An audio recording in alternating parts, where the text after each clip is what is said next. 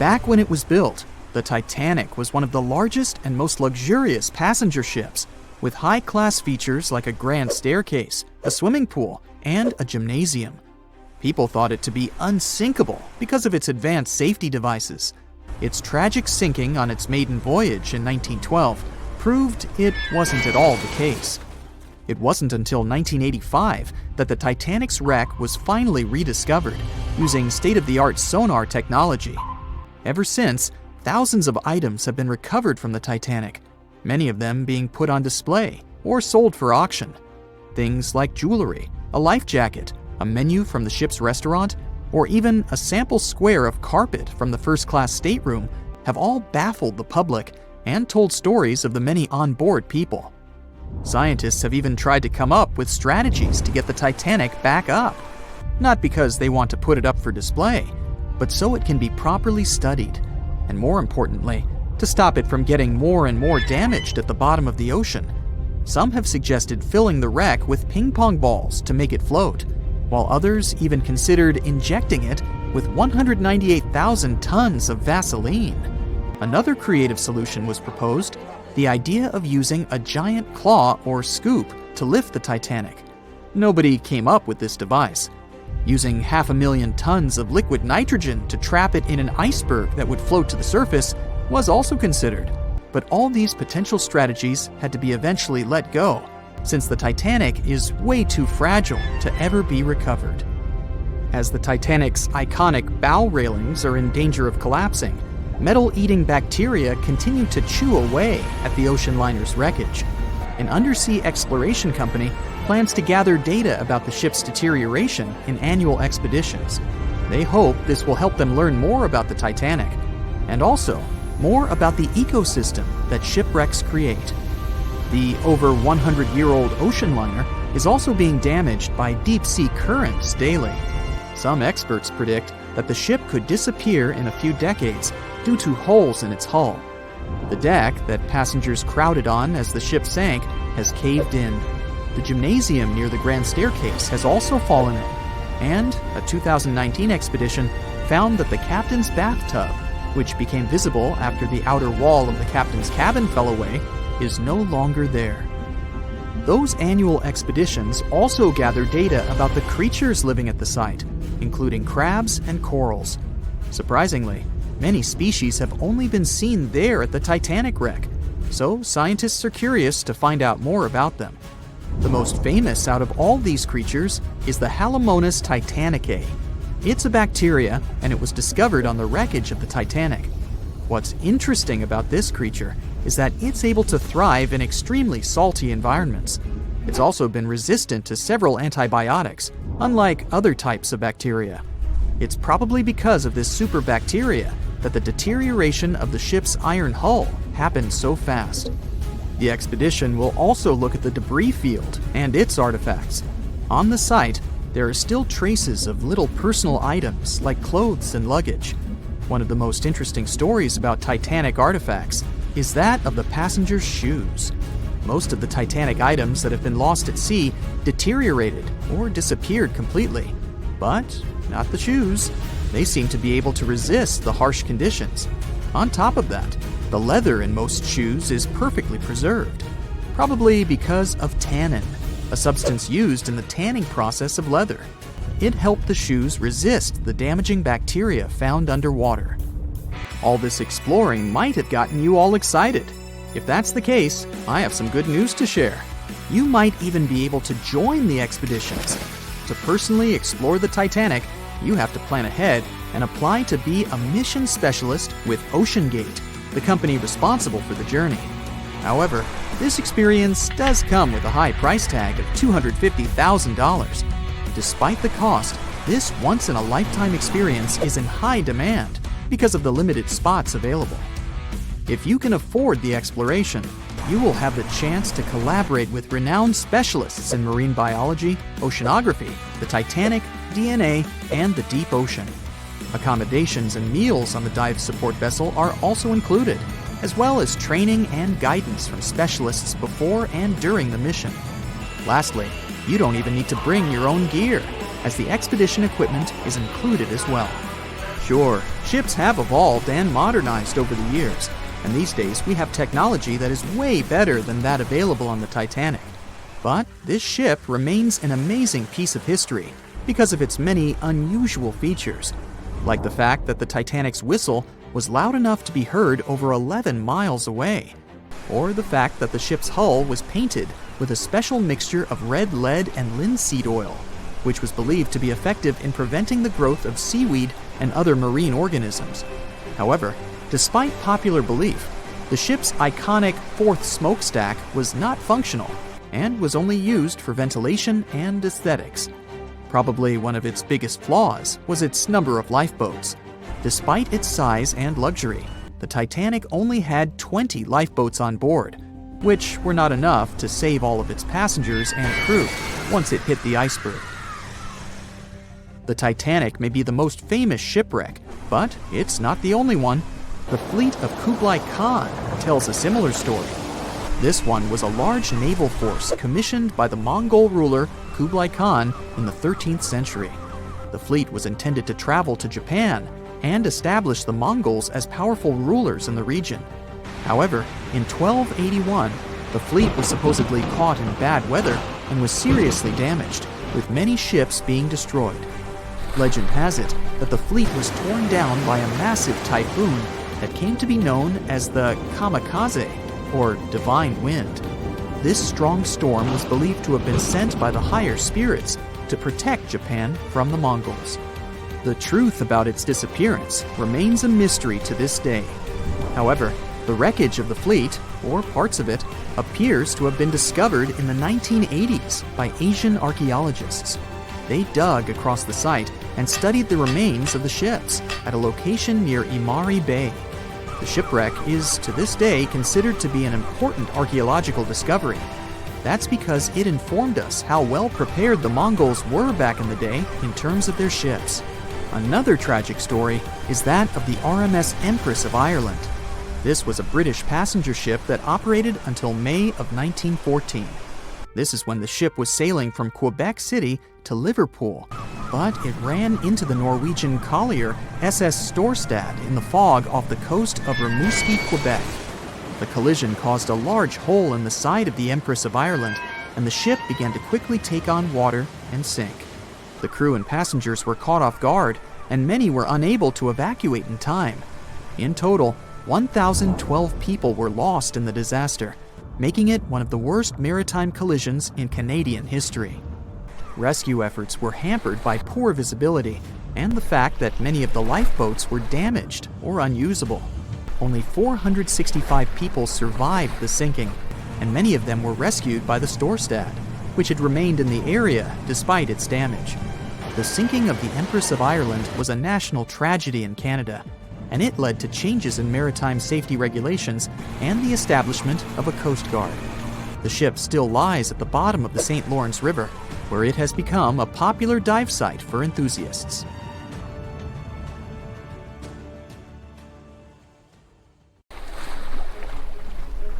The lookout shouts, "Iceberg right ahead!" The Titanic strikes the ice. Water starts flooding in. Third-class passengers are locked up. There aren't enough lifeboats for everyone. Panic sets in. Violins are playing. The ship sinks. Well, we all know the story of the movie Titanic like the back of our hand by now. But what if I told you that Hollywood lied to us? To tell the real story of what happened that freezing night in 1912, we need to rewind a bit. The lookout shouts, "Iceberg right ahead!" Yep, that part was true. Just before 11:40 at night, Frederick Fleet noticed something darker than the sea directly ahead. As the ship got closer, he realized it was an iceberg. The engines were quickly reversed and the ship turned sharply.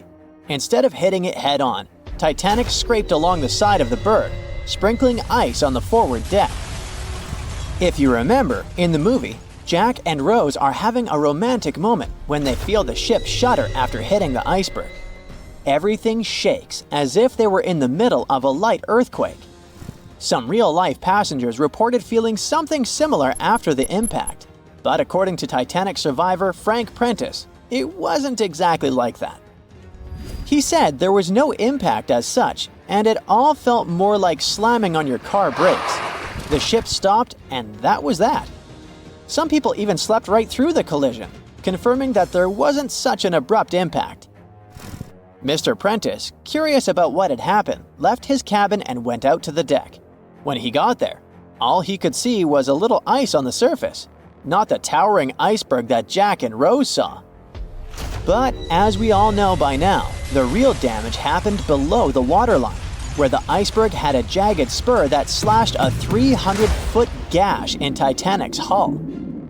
Once the crew realized how severe the damage was, they immediately began sending distress calls to nearby ships, asking for help.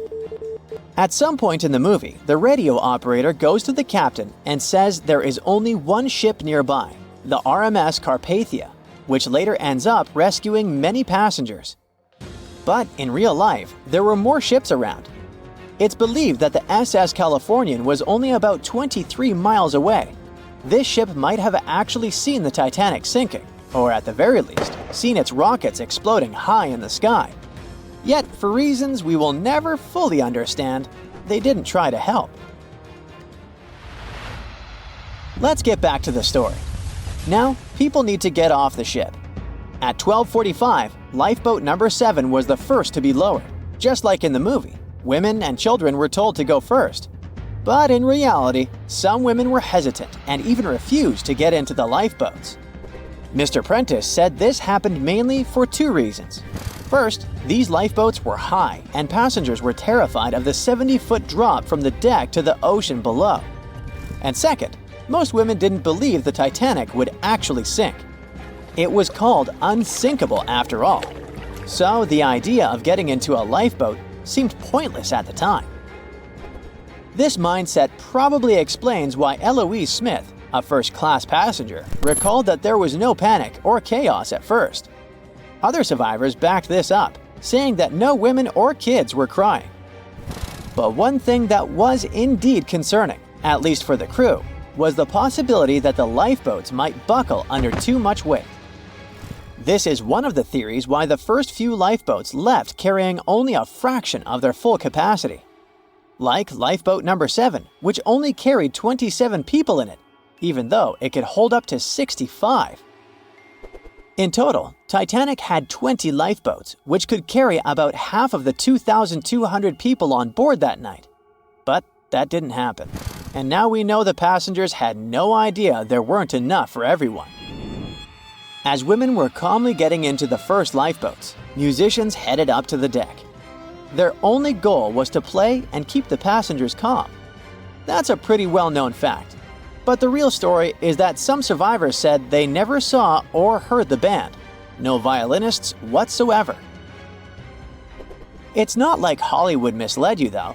The musicians did play for over 2 hours after the ship had hit the iceberg. So maybe these passengers were just too panicked to notice the songs, or the musicians started playing later than we think.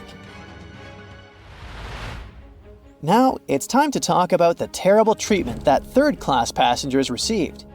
The movie portrayed the crew as cruel, locking the less fortunate below deck like animals, giving them no chance to reach the lifeboats and save their lives. But the official inquiry into the disaster suggested that wasn't true. I mean, yes, fewer third-class passengers survived compared to those in first and second class, but there were other factors at play.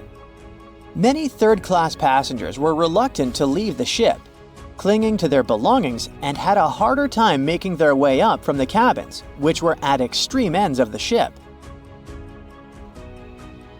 Some survivors confirmed that they were not locked up. In fact, it was quite the opposite. Mrs. George Wabi, a Lebanese woman traveling in third class, said that when chaos had erupted, some brave crew members and well-dressed first-class passengers had actually helped her get up to the first-class deck and eventually onto a lifeboat. At first, the Titanic was sinking slowly, bit by bit. Passengers reported seeing the water rising and hearing pops and cracks. Then, there was a loud boom.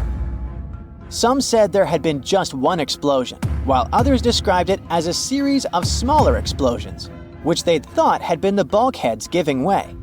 And there's also a group of people who said they had only heard a rumbling sound. so not everyone agreed on the sound they had heard, but one thing is a fact. By 2:18 in the morning, the lights on Titanic went out, and the ship plunged into complete darkness. As the bow continued sinking, the stern rose out of the water, putting immense pressure on the middle of the ship. This caused the Titanic to break in two. In James Cameron's movie, this moment is pretty dramatic, with the ship sinking almost straight down into the water. But in reality, the break probably happened at a much lower angle, likely just below the waterline. Even so, it tilted enough that people couldn't stay on their feet and started sliding into the water. One interesting thing is that it wasn't until the wreckage was found in 1985 that it was finally confirmed the Titanic had broken apart. Up until then, survivors had given conflicting stories. At least 8 survivors claimed they had seen the ship split. Emily Ryerson, a first-class passenger, described it as if the Titanic had been sliced in half with a knife. But there was also a small number of witnesses that insisted Titanic had gone down intact. At the time, this theory was more accepted because most people still didn't believe that the supposedly indestructible ship could break in half. So why the conflicting reports? Okay, so what you don't see in the movies, for obvious reasons, is how incredibly dark it was when the tragedy happened. It was like being in a room with no light, where you can only make out shapes and shadows. That's what it was like on the lifeboats. This means passengers couldn't really see what was happening, and most of those who were close to the ship either lost their lives or were too focused on trying to survive to pay attention to the details of the wreck. Although James Cameron's film didn't fully capture how terrifyingly dark the disaster truly was, the 2012 TV series Titanic did a better job of showing the pitch-black horror of that night. Even then, the reality was much darker and more terrifying than either of these two productions could portray. It's April 10th, 1912, a sunny spring day. You're one of the first-class passengers aboard the Titanic, just as the ship is about to depart from Southampton. Imagine everyone's excitement, fresh spring air, the sounds of the sea. You're strolling along the highest deck of the Titanic when you notice several lifeboats. As you start counting the boats, you recall the ship's capacity. It's just over 3,000 people. Wait, but are there enough lifeboats for everyone aboard? Let's look into the numbers. The Titanic could carry a needed total of 64 lifeboats, a number which could have easily helped to save all the passengers on board. Chief designer Alexander Carlisle planned to equip the ship with 48 lifeboats, but the Titanic ended up with a mere 20. The fact that this number of lifeboats wasn't enough for all the passengers was not illegal at the time. This was because the number of lifeboats required was calculated based on the tonnage of a ship, not her passenger capacity. Speaking of the Titanic, this number of boats was chosen for aesthetic reasons, to make the decks look less crowded to the ship's elite and high-class passengers. After the final decision on the lifeboats was taken, Carlisle quit his job. Passengers' strolls on the Titanic's decks were pleasing to the eye, but were they worth it in the end? In 2012, a century after the wreck, new documents related to the scandalous lack of lifeboats were uncovered. It appears that a safety inspector named Maurice Clark proposed the addition of at least 10 more lifeboats, 5 hours before the ship was supposed to set sail. But since the ship's owners clearly wanted to leave on time, his plea was overlooked. He was also warned that unless he kept this secret, he would be fired. In retrospect, had the owners followed his advice, an estimated 700 more people might have survived that night. The 20 lifeboats you counted, those that actually made it on board, could have carried only a third of the passengers, even at their full capacity. But tragically, some of them were launched with as few as 12 people, when they could have easily saved up to 65 people each. To add to the disaster, the Titanic's crew members were not properly trained on using the lifeboat launching equipment. That's why the boats were launched slowly, improperly, and sometimes without the right supervision. Out of the 20 lifeboats, only 18 were set afloat correctly. Also, passengers were not informed about safety measures. A lifeboat drill should have taken place on the 14th of April, but the captain eventually canceled the event. One of the many myths surrounding the Titanic and its catastrophic ending is also related to the lack of the necessary number of lifeboats. There was no maritime law at the time that said women and children should get into lifeboats first, but it was a universally accepted custom in such types of situations as a shipwreck. Shortly after the Titanic had sunk in the icy Atlantic waters, rumors started to spread. It was said that some desperate men had resorted to dressing up as women in those final moments before midnight on April 14, 1912. They wanted to get a spot on the lifeboats and have a chance to save their lives. At the same time, there's little to no evidence that any of the male passengers of the Titanic had actually done this. In any case, what happened to those 20 lifeboats that were on board the Titanic after the ship hit the iceberg? What we do know is that all these boats were launched between 12:40 a.m. and 2:15 a.m. with a total of 718 people on board. By the time they were rescued by the RMS Carpathia at about 4 a.m. the same day, only 705 people had remained alive. It took the crew of the RMS Carpathia more than 4 hours and 30 minutes to pick up all the passengers and 13 of the lifeboats. This was as many as the rescue ship was allowed to carry. The rest of the now empty lifeboats were left adrift at sea. Those salvaged were later given back to the White Star Line, the British shipping company which operated the Titanic. Strangely, after being returned, they appeared to have vanished from official records. The last image ever taken of the 13 surviving lifeboats was of them getting unloaded in the New York harbor.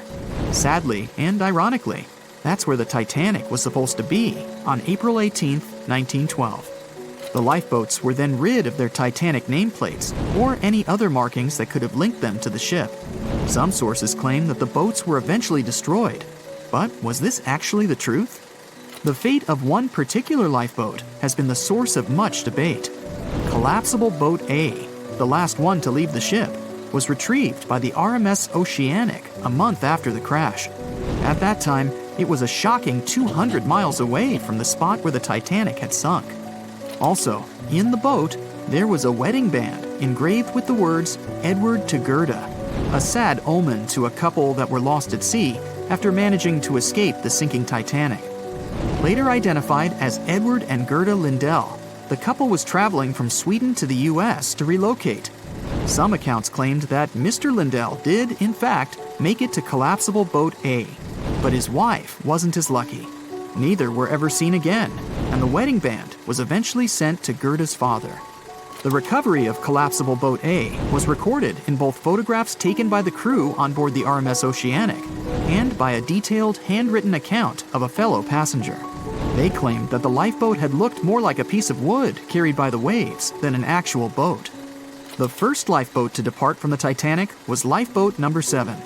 It was dubbed the Millionaire Lifeboat. It's rumored that the 12 passengers on board might have bribed the crew to row away to safety instead of allowing others to jump in.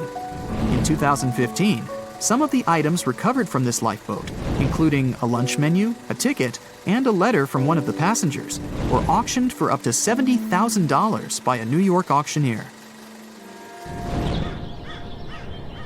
Soon after the Titanic catastrophe, it became mandatory for all ships to be equipped with enough lifeboats to carry all the passengers and crew.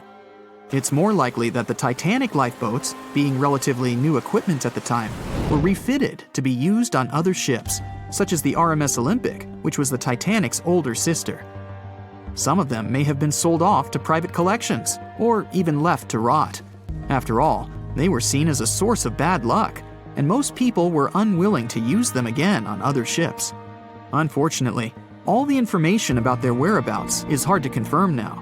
No official statement from the owners of the lifeboats was ever given after their rescue. But although nothing appears to have remained of the original lifeboats, some full-sized replicas exist on display in museums in Falmouth, England, and Belfast, Northern Ireland. One of the few surviving White Star Line lifeboats did not, in fact, belong to the Titanic, but it did have a striking connection to the cursed ship. This boat is the restored Lifeboat 6 from the RMS Oceanic, which helped to recover Titanic's collapsible Lifeboat C. It was said to be owned by a private collector, but similar to the Titanic's lifeboats, we don't know anything about its location today. As for the nameplates and other identification marks of the lifeboats, the White Star Line seems to have kept them. Because some of these items were later auctioned and sold to interested collectors, even Rick Springfield supposedly got hold of one of the nameplates. One particular nameplate was already missing by the time the White Star Line employees had reached the lifeboats. It was the nameplate of Lifeboat Number 8, which had been taken by a sailor named Thomas Jones. He later gifted it to another Titanic survivor, the Countess of Rothes, along with a letter acknowledging the bond they formed on the night of the shipwreck. You can find other similar items on display in different museums, such as Larne Museum and Arts Centre in Northern Ireland, or Worcester City Art Gallery and Museum. To be fair, some experts claim that even if there had been more lifeboats on board the Titanic, there simply might not have been enough time to launch them all. That's how severe the impact was. Many researchers say that everything was happening so rapidly after the ship had hit the iceberg that it's astonishing that so many passengers managed to survive.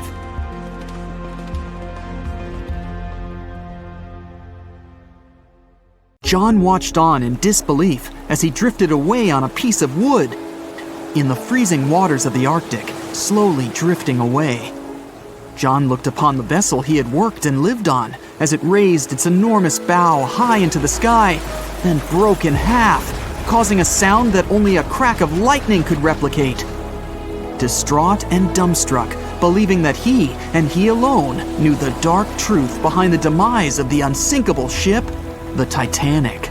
5 days earlier, as the Titanic set sail on its maiden voyage, John worked hard alongside his mates in the coal bunker, stocking up the coal to feed the Titanic's mighty furnace. They had stocked and stored more than John had ever witnessed on any other ship he'd worked on. But this was the Titanic, the grandest ship to have ever sailed the seas. On the Titanic, there could never be too much coal. As they left Belfast and pushed toward Southampton, there was a large bang below decks that went unnoticed. The furnace was roaring and the turbines were spinning, pushing the Titanic forward at a quickened pace. The crew cheered as the vessel moved forward, unaware of the loud, concerning noise. Arriving in Southampton, Greg came aboard, amongst hundreds of other passengers. With 13 years at sea, his vast experience included the role as a quartermaster on 6 previous ships. Ready for a new challenge aboard the greatest vessel ever made, he was looking forward to this next challenge of his career. Greg came with a wealth of experience, especially with sailing through the Arctic. His role was vital within the crew, understanding the seas around the North Pole. He would be a key lookout as they set to cross the perilous path of the Iceberg Alley. Greg had some concerns regarding the voyage. The Earth's orbit was remarkably close to the sun and the moon, causing higher tides. This would make icebergs more prominent, drifting them further away and towards the route of the Titanic as they journeyed to New York. Assessing the lookout tower and inspecting the available gear, Greg found no binoculars. This made him concerned, but the sailors just laughed at Greg. "If the deck is short on ice cubes, we'll be sure to plow right through a berg to resupply." A sailor laughed. Greg didn't share this sentiment. Eager to find out why they had been left short-handed on equipment, since he had such a vital role on the ship, Greg inquired further. Sadly, the officer with the keys to the binocular supply cupboard had been removed from the crew at the last minute. Greg couldn't believe something of this importance had been overlooked. For such a mighty ship with so many people aboard and crossing in a particularly perilous path, this just didn't make sense. But not wanting to be fined for breaking into the ship's property, Greg let it slide, hoping that they wouldn't need the binoculars in the end. Ultimately, if there were icebergs expected, a warning call would be made to the captain, informing of any concerns. Little did Greg know that a warning had been received, notifying of the dangers that awaited. But the telegram didn't provide the required prefix, which would have ensured direct delivery to the captain. So, the critical warning was just overlooked. John and his crew below decks prepared for departure, stoking the engines. He noticed an essence of thick exhaust, far too heavy than what would be expected from the furnaces. The crew searched throughout the lower decks. Following a thorough search, they managed to locate the cause of the exhaust. It was an ignited pile of coal within a coal bunker. Unknown when it had ignited, a buildup of coal had clearly been smoldering, slowly growing in size. The amount of smoldering coal was concerning. The alarm was raised, alerting an officer to review the matter. The officer assessed the damage and confirmed with the captain that it was deemed to be of little concern, as only minor damage had been caused. John was unsure of this assessment, as he knew that in confined spaces, surrounded by iron bulkheads, an oven-like environment arises that intensifies the heat with time. But the Titanic would power forward, making no sense to John as they had only just departed from Southampton.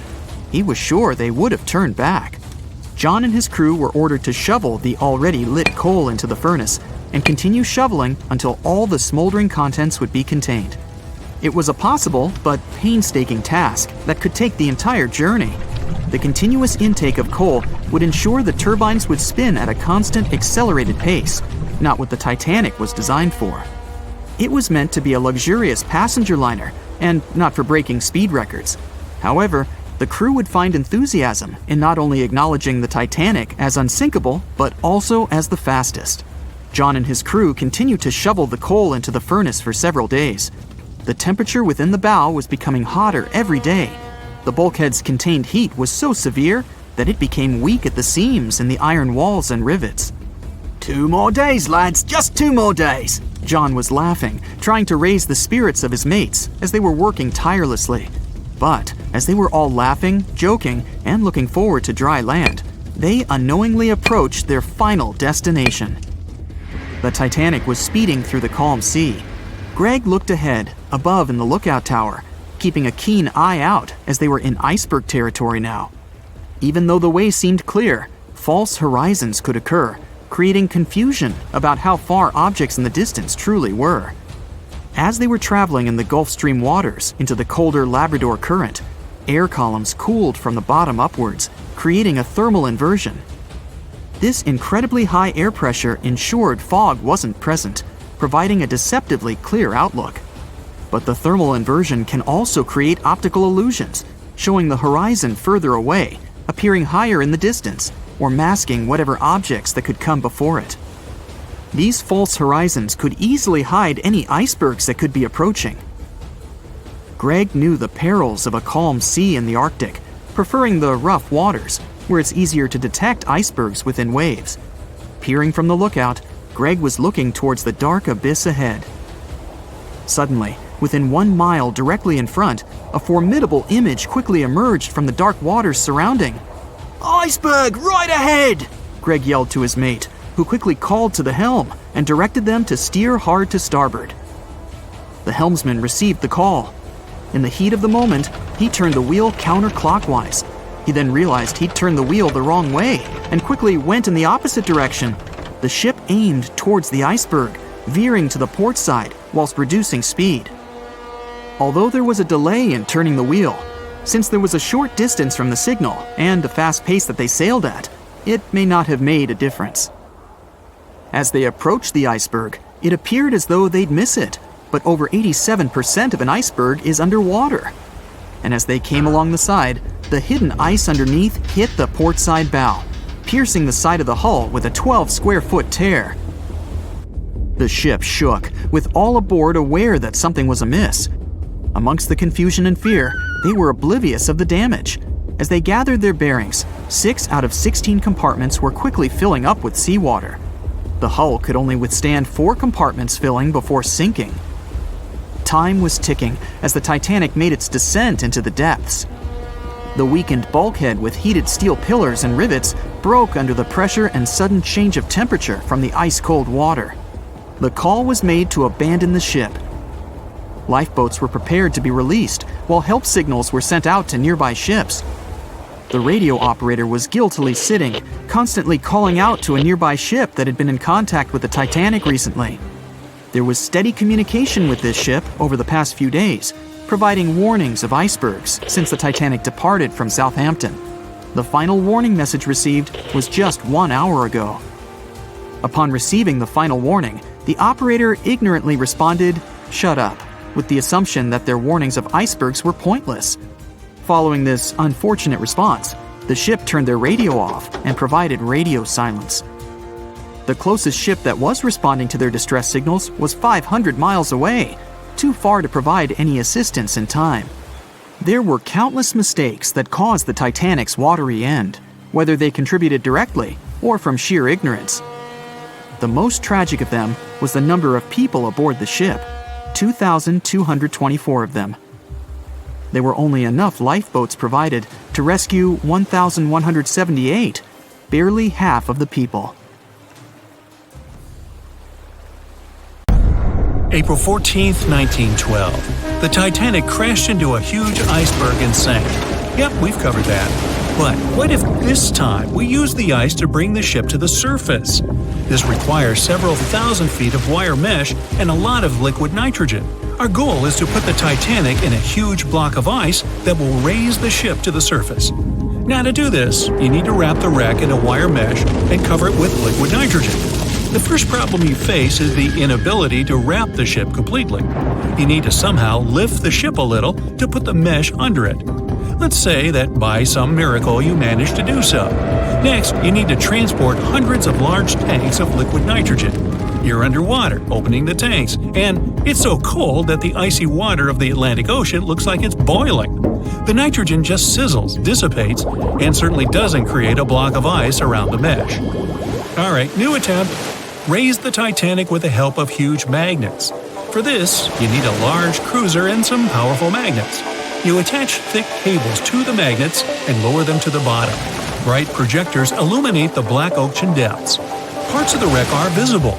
The magnets descend lower and cling to the iron hull of the ship. The cruiser pulls the cables and magnets up. Some of them detach from the Titanic as the iron surface is covered with reefs and corals. Some parts of the wreck break away from the ship and rise. The power of the cruiser is not enough. One of the cables is torn. Not only the weight of the individual parts of the Titanic, but also the colossal water pressure interferes with the operation. The sunken ship can't be raised completely, only its small parts. In reality, there has already been an attempt to raise the Titanic in parts. The $5 million operation failed. Nylon slings were attached to a large part of the wreck. The other ends of the slings were connected to the diesel engines. For the entire operation, they used a mini submarine. A piece of the Titanic weighing 21 tons was pulled up, but one of the slings broke because of the strong water pressure. Then, one by one, the other cables began to snap, and a huge piece fell back to the seafloor. By this time, all the participants of the rescue operation had run out of food supplies, and it was far from the nearest shore, so they decided not to make a second attempt. A book was written and a movie was made about how the Titanic was lifted with compressed air. In reality, no one even attempted this operation. To do this, you'd need several hundred large cylinders of compressed air. At first, you install them inside the Titanic's hull and wait for them to pull the ship to the surface. As soon as you lower the cylinders under the water, they immediately float upwards. This greatly complicates the operation. You need to fasten the cylinders with cables and pull them down to the bottom using a powerful submarine, or better yet, several of them. Because of the high pressure, the cylinders might burst. In this case, the blast wave would hit other cylinders and provoke a catastrophe. Too expensive and unsafe. The most expensive and complex plan to raise the Titanic is probably the one where scientists somehow extract hydrogen and oxygen from the ocean water. Then, these extracted elements must fill special containers. Those containers are attached to the ship, and the Titanic would rise to the surface. Even if you extract oxygen and hydrogen from millions of tons of water, the rest of the ocean water will replace it. A machine that will be capable of such filtering should cost billions of dollars. Or you can come up with a chemical element that will use a chain reaction to purify all the water. In this case, the entire world ocean will be left without vital oxygen. Someone once suggested blowing up the Titanic. You'd need to lower several boxes of dynamite to the ocean floor. The boxes must be completely sealed to prevent the dynamite from getting wet. Next, you need to run several miles of wire conducting an electrical current to them. Once all this is done, you sail to a safe distance. Now, you're going to press the button to pass the current through the wire and activate the dynamite. 3, 2, 1, stop! Why would you do this? Even if it works, the wreckage of the Titanic will be scattered in all directions on the seabed. It will be impossible to lift the Titanic from the ocean. Imagine a huge hook that can fetch the Titanic and lift it from the bottom like a fish. This hook must be huge to pick up a sunken ship. Let's say you created it. Next, you're on a huge cruiser, sailing up to the crash site and lowering the hook down like an anchor. It falls right on the Titanic but doesn't cling to it. You need special equipment to attach a bus-sized hook to the Titanic. It would include a huge submarine with mechanical arms.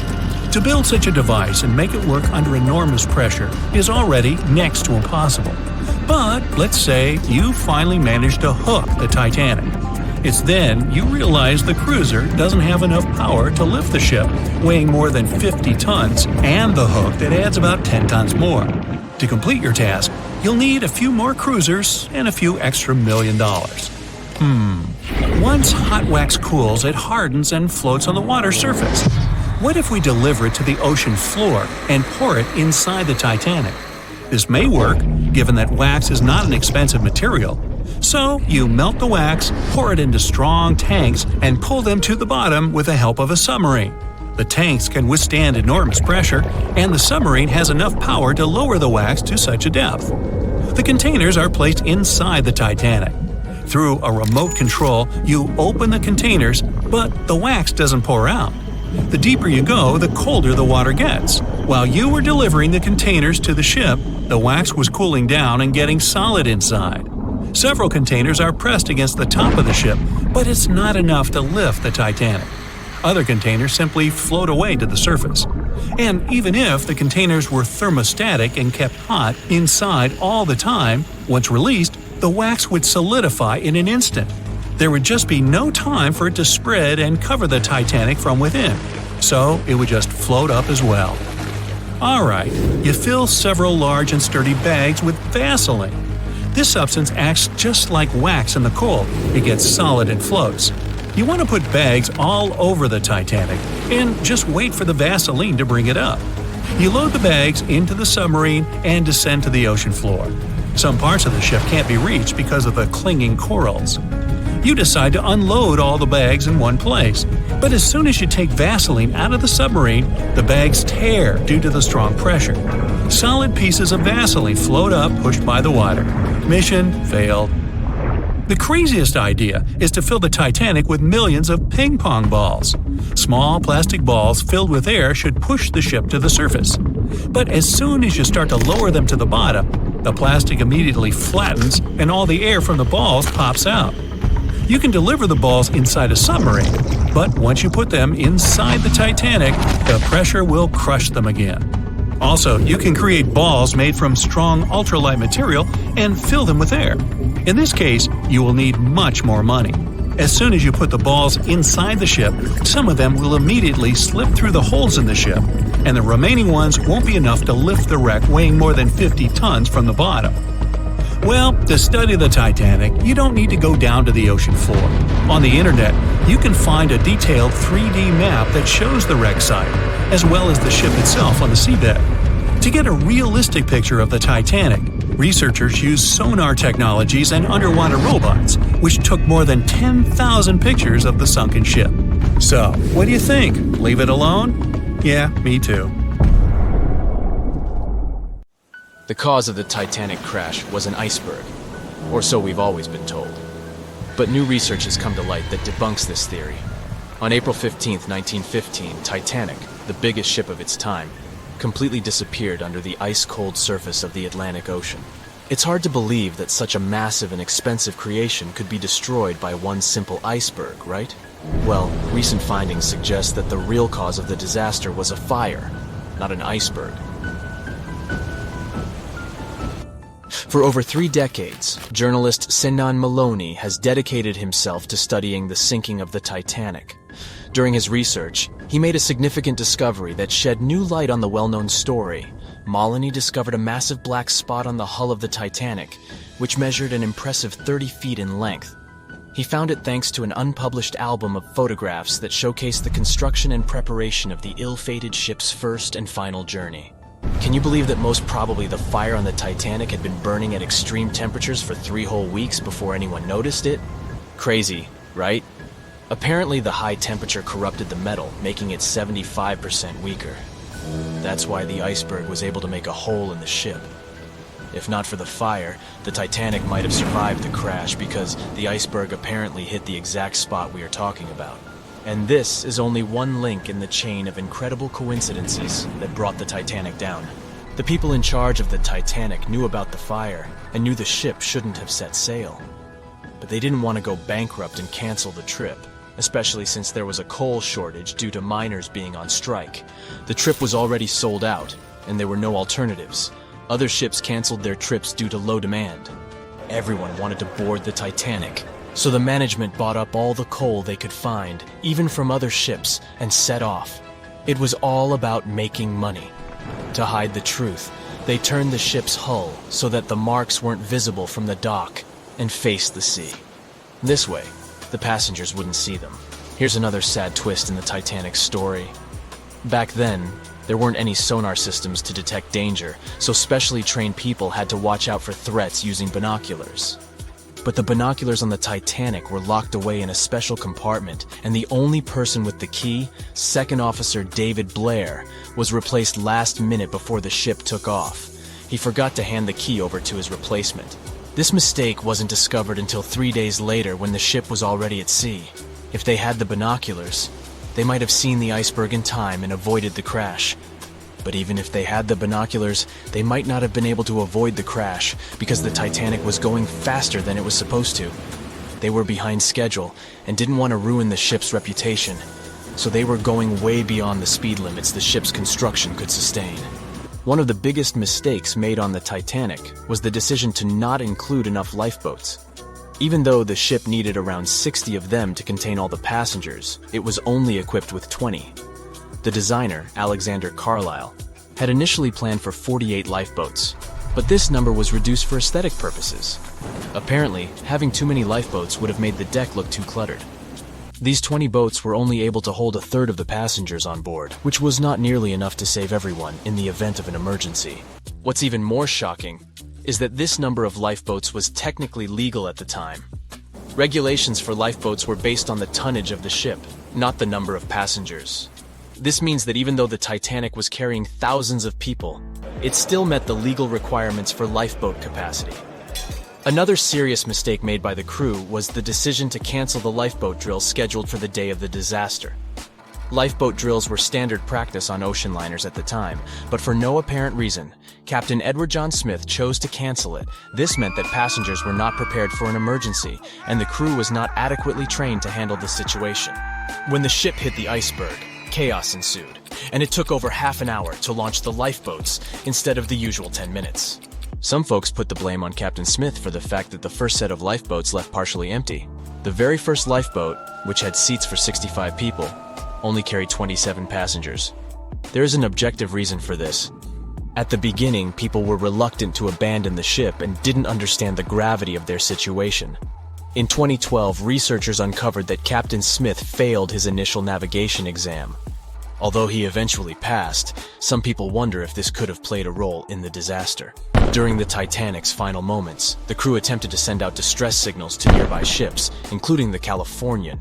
However, the Californian failed to respond to the flares shot into the sky, and the captain ultimately lost his job as a result of this negligence. However, recent research has exonerated the captain and proved his innocence. It turns out that light refraction, caused by layers of cold air below warmer air, created mirages that distorted the signals from the Titanic. This phenomenon had been observed by other ships sailing in the area and is now believed to be the reason why the lookouts on the Titanic missed the iceberg completely. Historian Tim Malton supports this theory and has further contributed to our understanding of this event. It's unfortunate that the captain of the Californian lost his job due to circumstances beyond his control, but it's better late than never that his reputation is cleared. Whatever the reason for Titanic's crash was, it still keeps the minds of scientists busy to this day. But let's see what the buzz was all about. What made the Titanic so famous and unique? The Titanic was massive, standing at 175 feet tall and nearly 900 feet long. The ship was so enormous that even the officers took over 2 weeks to memorize all the decks and passageways. You could be walking miles along its corridors. The construction cost of the ship was a whopping $7,500,000. which would be equivalent to about $166 million in the mid-2010 ES, due to inflation. Interestingly, the production cost of the Titanic movie in 1997 was even higher at $200 million. Building the Titanic was no small feat, and it required a labor force of 3,000 men who worked 6 days a week for 26 months. The job was difficult and dangerous, and workers had to complete tasks at the height of a 20-story building without safety ropes. Nevertheless, they were paid a competitive wage of £2 a week, which was considered good pay at the time. The inside of the Titanic was inspired by the luxurious Ritz Hotel in London. The most impressive feature of the ship's interior was the grand staircase, which extended through 7 of the ship's 10 decks. The staircase was adorned with ornate paintings, bronze cherubs, and oak paneling. The first-class passengers had access to an impressive array of facilities, including a heated swimming pool, Turkish bath, gym, squash court, beauty salon, and even a stylist to help them prepare for dinner. First-class passengers on the Titanic were pampered to an extraordinary extent. They had their own onboard newspaper, the Atlantic Daily Bulletin, and even their dogs were taken care of with a special area where they could be fed, walked, and trained during the voyage. The first-class meals were a grand affair, with 13 courses and a different wine for each course. These dinners could last up to 5 hours, and they were certainly something to look forward to. With such opulence and luxury on board, it's not surprising that so many people were eager to take the first trip on the Titanic.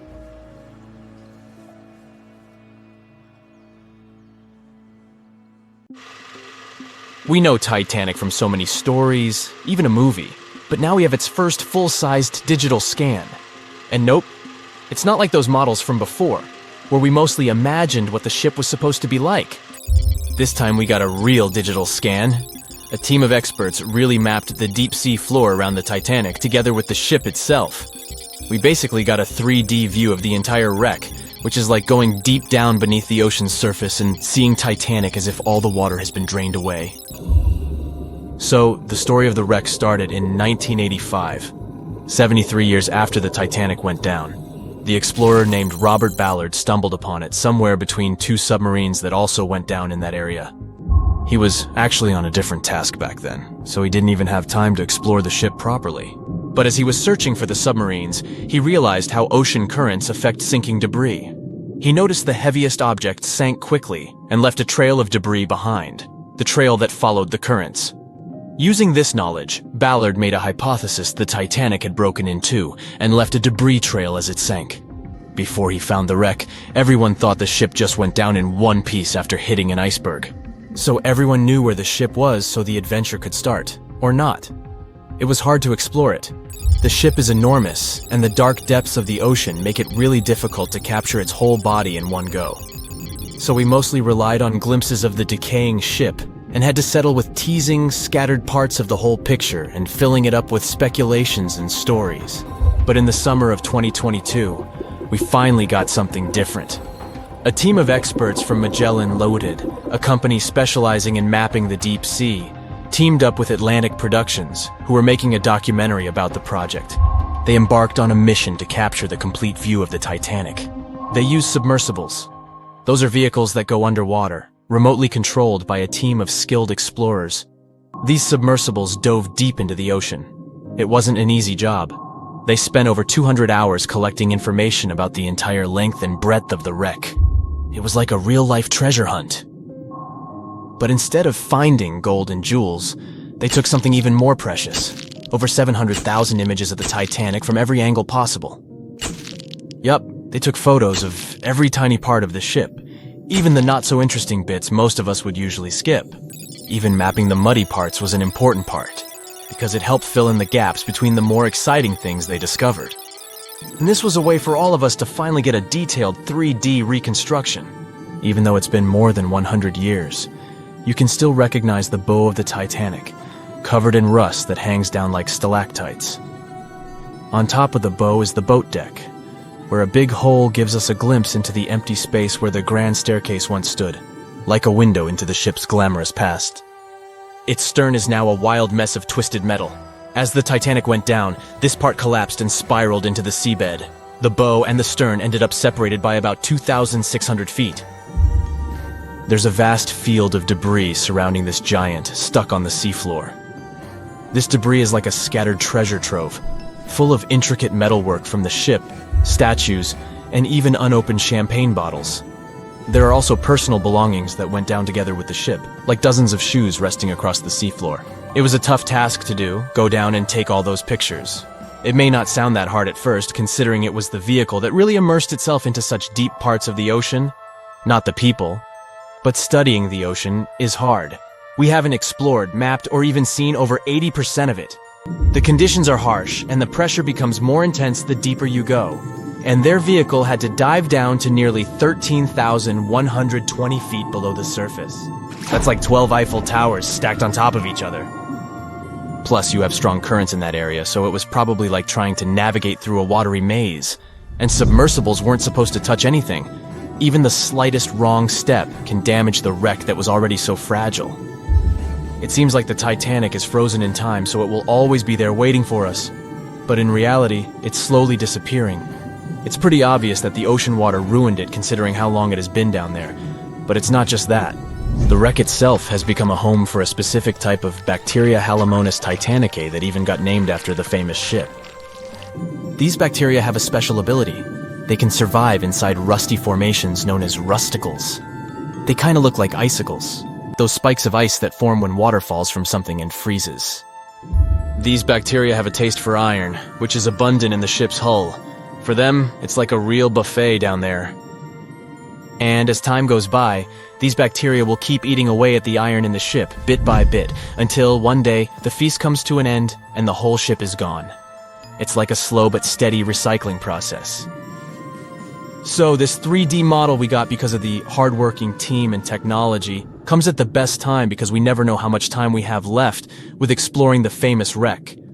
This time we might even understand the collision with the iceberg better. You know how movies always show the Titanic hitting the iceberg on its right side? Well, we can't even be certain about that. The scans could help us figure out if the ship actually grounded on the iceberg, like getting stuck on it. We can study the stern and analyze how the Titanic struck the seafloor. That will also help us understand what really happened during the sinking.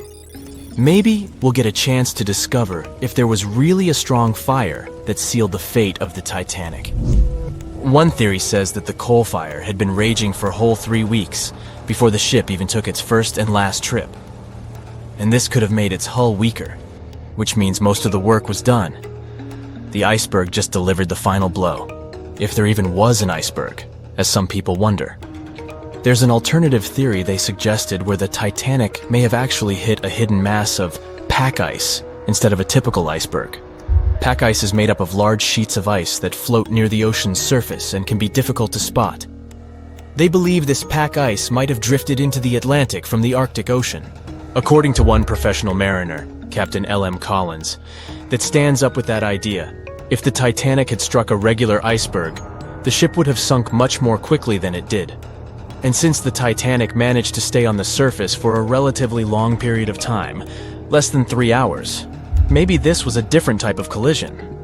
The mariner also said there are differences in what people said they saw when the Titanic sank. He thinks these differences might be because of optical illusions. In this case, when people were looking at the ocean that night, the way the light was reflecting and the conditions at sea might have made things appear closer or distorted. So when they saw something in the water, it might not have been exactly what they thought it was. Whether it was an iceberg or something else. Binoculars might have helped the crew members to spot the potential danger, but unfortunately, they didn't have any. It appears they were locked inside a cabinet, and no one knew where the key was. In the Titanic movie, you won't see any fumes above the fourth funnel of the legendary ocean liner, and it's not a mistake. Back in 1911, the year before the Dream ship's departure, large ships would mostly sail with 4 chimneys. They needed those to draw heat and fumes from their massive boilers. The Titanic was a real engineering gem that only needed 3 chimneys to function. So the 4th was added for balance and more impressive looks. The White Star Line thought the public would have been disappointed to see only 3 pipes on the greatest ship of all time. The Titanic's sister ships, the Olympic and the Britannic, also had 1 fake funnel each for the same reason. The dummy chimney wasn't completely useless and served for ventilation. It took out the fumes from the machine spaces in the lower decks and from one of the first-class general rooms. One big ventilation funnel, instead of several small ones, helped to declutter the upper decks and left more open space for passengers to enjoy their strolls. When Titanic went down, the funnels, each weighing 60 tons, went down with the rest of the ship. They were made extra tall to make sure the passengers weren't covered in the soot being ejected. Their height and weight let them stay in the upright position. The forward funnel, followed by the others, fell only when the ship went for the final dive. Those chimneys were much lighter than the bow, so they spread among other debris.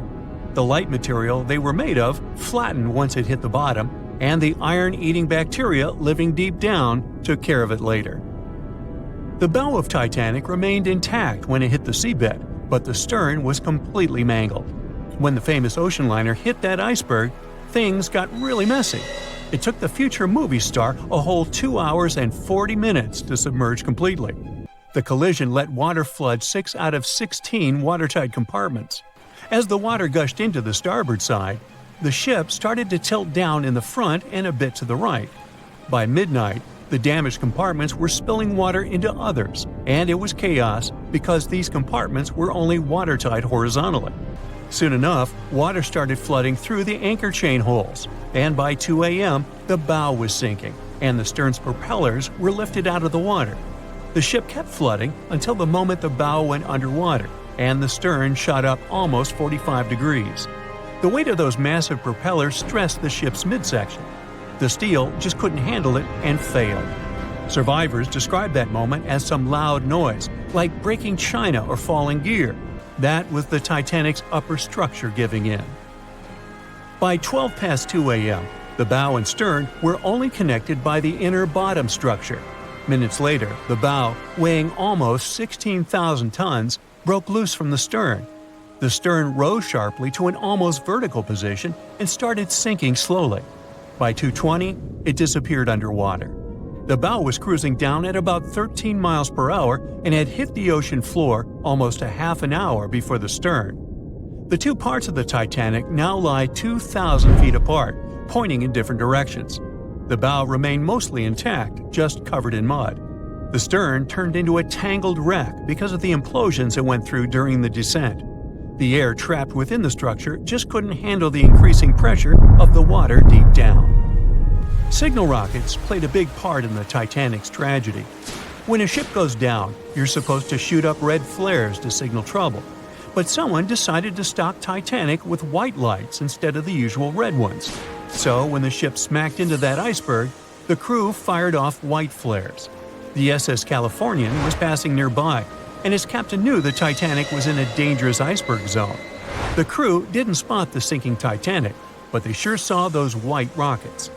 The radio between the ships was useless because the Californian's operator switched it off.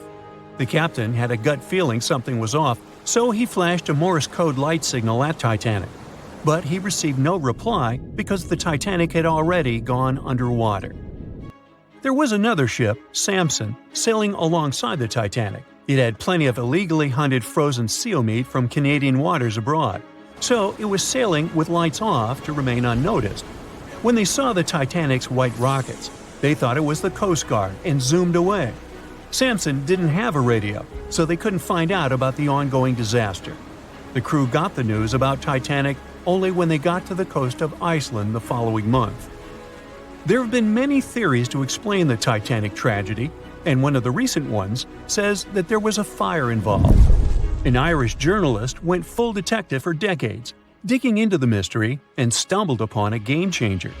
He came across a photo album that had been hiding from the public for a century after the tragedy. In the pictures, taken at the Harland and Wolff shipyard in Belfast, Northern Ireland, just over a week before the liner sailed, you can clearly see a massive 30-foot black spot on the ship's hull. Maloney researched the photos and eyewitness testimony from the time and claimed that a fire spontaneously broke out inside of one of Titanic's enormous coal bunkers.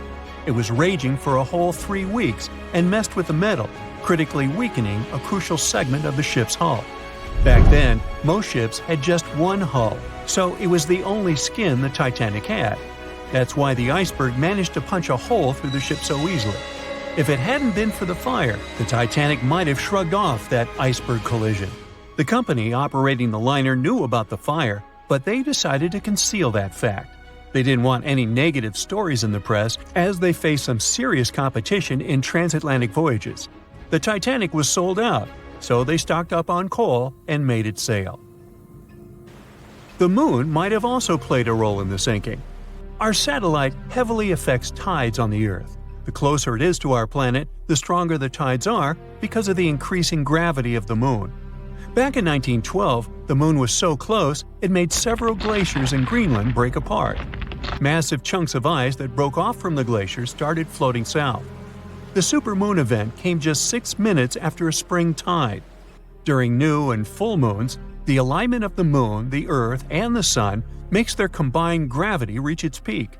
And the day before, our planet had come the closest to the Sun that year, which made the gravity even stronger. This mixture of events created perfect conditions for one of the most powerful tides in history. It created the perfect conditions for the icebergs breaking off from Greenland's glaciers to move freely. Opponents of this theory say that the difference in tidal force wasn't actually that big, and it couldn't have been the main cause of the sinking. The iceberg tore down the side of the ship, leaving a huge opening in the hull. It wasn't a continuous rip, and damage was caused in several places.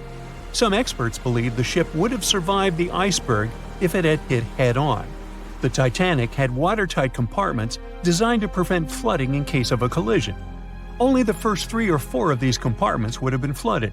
This could have helped save a lot of lives. Supporters of this theory put the blame for the disaster on First Officer William Murdoch. Huge, fast-moving ships don't just turn in a matter of seconds like a speeding car. It takes minutes. When Murdoch realized the collision was inevitable, he tried dodging left to avoid a direct hit. But despite his efforts, the ship still collided with the iceberg. You know the rest.